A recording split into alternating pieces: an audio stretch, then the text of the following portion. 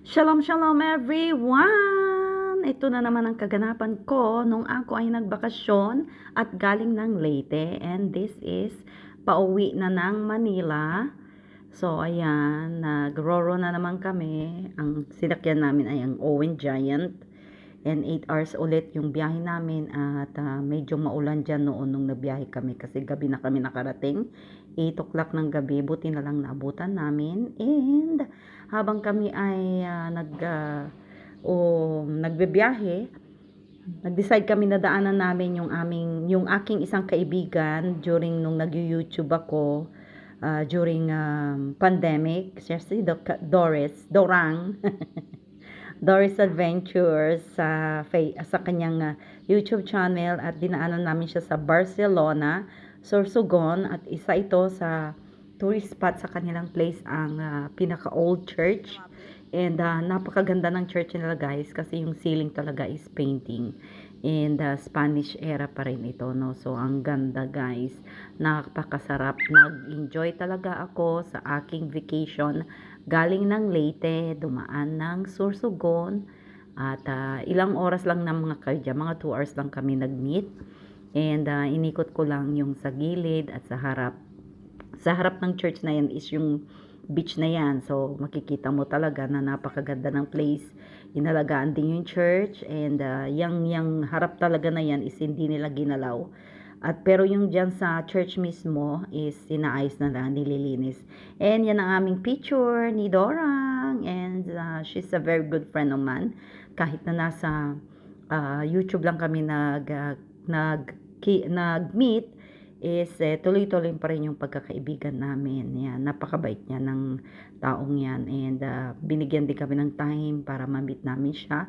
And ituro niya kung saan pwedeng dumaan at pumasyal sa kanilang place. And ang saya guys. I hope makabalik din ako sa kanilang place ulit at makatulog sa kanilang place para maikot yung Barcelona, Sorsogon kasi marami pa siyang sinasabi na mapupuntahan. But unfortunately, pagod na yung asawa ko mag-drive from Leyte kasi from place nila sa Sinitan going to Catbalogan is na umabot kami ng 4 hours and medyo umaambon-ambon na yon at gabi na nung nakalayag kami sa Roro. So, pagod na rin siya. So, pinagbigyan lang niya ako dito na makadaan. Siyempre, nagbakasyon ako sa Pilipinas at sayang din yung opportunity na makadaan kami dito sa isang magandang place sa Sorsogon. Napakalinis guys ng place. Napakalinis ng daanan. So, kudos ako sa place na ito at mababalikan ko ito syempre pag nakabalik ulit ako ng Leyte. Yan, madadaanan pa rin itong place na ito and I hope magstay kami dito at least 1 day or 2 days kay Dorang para maikot niya kami sa mga magagandang lugar dito no. So pag kayo'y nakadaan dito sa Barcelona, Sorsogon, try to visit ang place nila. At yan, hindi ako naka-video kasi yan yung pinaka-old din na tulay na sa kanila din parang tourist spot din kaya lang medyo inaayos pa nila ang kanilang mga amenities kaya hindi ako nakapag video na. So napakainit din dyan and dumaan na rin kami sa Mayon Volcano sa Casagua Ruins at napakasaya ko din dahil dinaan din ng asawa ko dito para makapasyal din naman daw ako and pinagbigyan din naman ako para makadaan and unfortunately, hindi nagpakita si Mayon Volcano. Sabi nga ng pinsan ko, pag first time mong pumunta dito, hindi talaga magpapakita si Mayon. Ewan ko lang pag second time na makadaan kami. And I hope pag makapunta kami dito, madala ko yung parents ko para ma-experience din nila. Hindi ko po kasama ang parents ko kasi galing po kami ng Leyte niyan. Dadaanan din yan yung area na yan. So, sayang din lang kaya dumaan kami. At least sa susunod, kung makapunta kami dito, ito lang pupuntahan namin hanggang Batangas, no? So, very amazing na makapunta dito at makita yung place na ito for how many years of living. Ngayon lang ako nakapunta, no? So, hindi ako nakakapunta noon nung trip namin ng student ako kasi hindi naman kami basta-basta pinapayagan ng parents namin, and wala kaming pera pambayad ng trip, ganon, kasi 4 kami.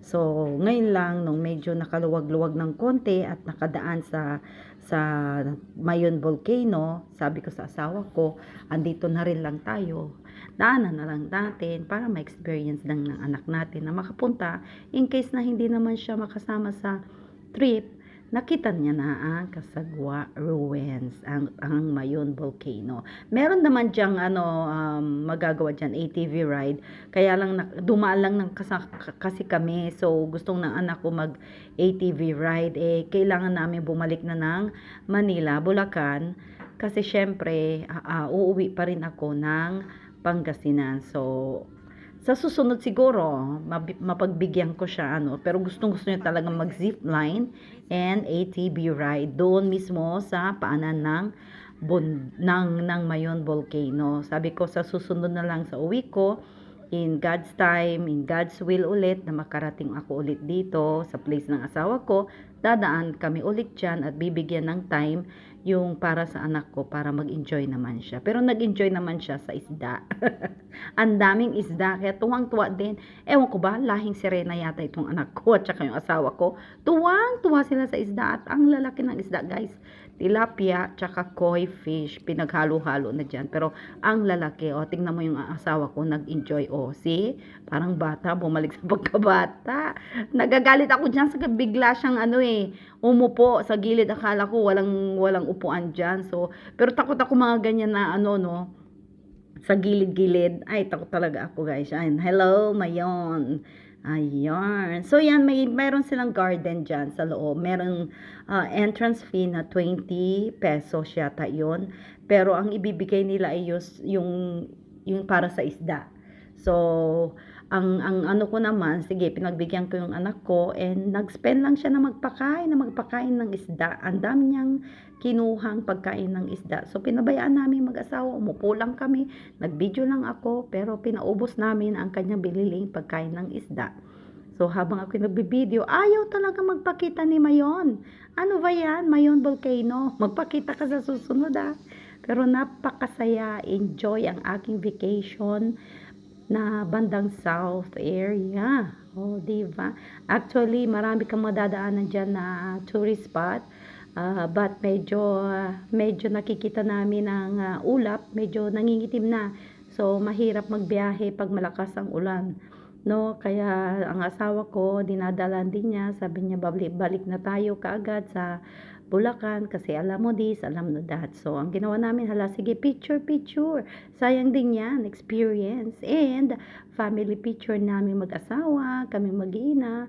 And, ang saya-saya, guys, ng aking vacation itong year na ito. Despite na pinagdaanan din kami na medyo mahirap din. Kaya lang, God is good all the time.